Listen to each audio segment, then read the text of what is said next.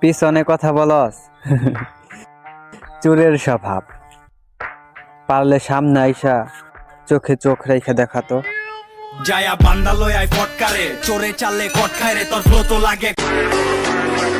সাবধানে থাইকো সখী, সামনে টাকার হাওয়ায় আনবো আমি কাল বৈশাখী।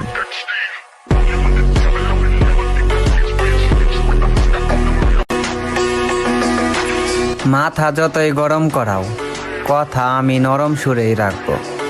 সময় হোক তোমাকে হাতে মারবো না, ভাতে মারবো।